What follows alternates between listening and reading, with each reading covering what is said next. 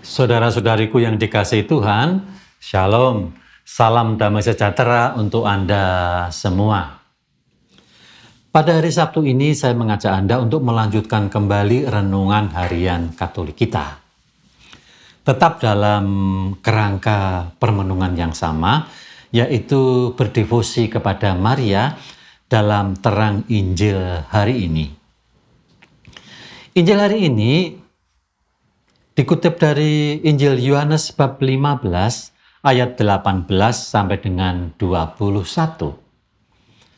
Dengan tema utama yang sama, yaitu amanat perpisahan, tetapi dengan pokok-pokok yang berbeda. Pokok-pokok yang pertama yaitu tentang kebencian dunia kepada murid-murid Yesus adalah karena dunia terlebih dahulu membenci Kristus. Itu ada dalam ayat 18. Dunia membenci mereka karena mereka bukan dari dunia, sebab Yesus telah memilih mereka dari dunia. Ayat 19. Murid harus siap mengalami penganiayaan karena dipilih oleh Kristus dari dunia, sebagaimana Yesus sendiri telah mengalami aniaya dan penderitaan karena itu. Maka penolakan terhadap murid berarti penolakan terhadap Kristus juga. Dan pada akhirnya penolakan itu juga akan merupakan penolakan terhadap Bapa. Itulah pokok-pokok utama amanat perpisahan Yesus dari Yohanes 15 ayat 18 sampai dengan 21. Dalam amanat yang demikian itu, lalu bagaimana gereja mengajar kita? Saya kutip Marialis Kultus artikel ke-35 yang berbunyi demikian. Pertama, perawan Maria selalu diusulkan kepada umat beriman oleh gereja sebagai teladan untuk ditiru. Bukan hanya karena cara hidupnya, dan apalagi karena latar belakang sosial budaya tempat ia hidup, dan yang saat ini hampir tidak ada di manapun.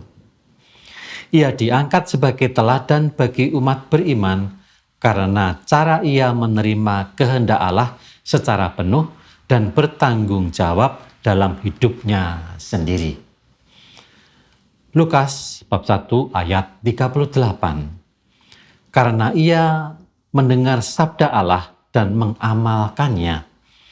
Dan karena kasih dan semangat pelayanan merupakan kekuatan pendorong tindakannya. Ia layak ditiru karena ia adalah murid Kristus yang pertama dan paling sempurna. Semua ini memiliki nilai teladan yang permanen dan universal.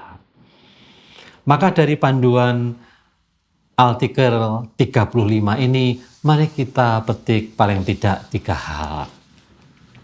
Yang pertama, Maria mengalami penderitaan bersama putranya yang ditolak oleh dunia. Sejak pengungsian ke Mesir, nubuat Simeon tentang putranya yang akan menjadi perbantahan, juga pedang yang akan menembus jiwanya. Dan akhirnya itu terjadi ketika ia berdiri di bawah kaki salib Tuhan. Itulah penderitaan Maria bersama putranya. Maka yang kedua, hidup Maria, ketaatannya, kekudusannya, ketabahan, iman dan kasihnya layak ditiru karena ia adalah murid Kristus yang pertama dan yang paling sempurna. Maria adalah model hidup gereja yang tabah dalam penderitaan.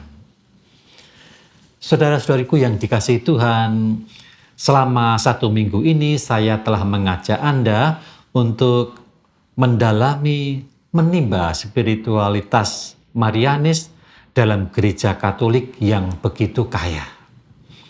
Spiritualitas Marianis yang bernada trinitas dan kristologis. Artinya, berpusat dan tertuju pada trinitas dan berorientasi pada Kristus. Saudara-saudari, dalam milah dokumen Marialis Cultus yang bisa Anda akses dalam situs-situs gereja Katolik, ada di mana-mana, di keuskupan manapun, itu pandangan tentang gereja, tentang devosi kepada Maria. Maka di dalam dokumen itu Anda akan menemukan contoh sempurna menjadi murid Tuhan. Maka jangan ragu-ragu untuk bersama Maria menjadi murid Tuhan.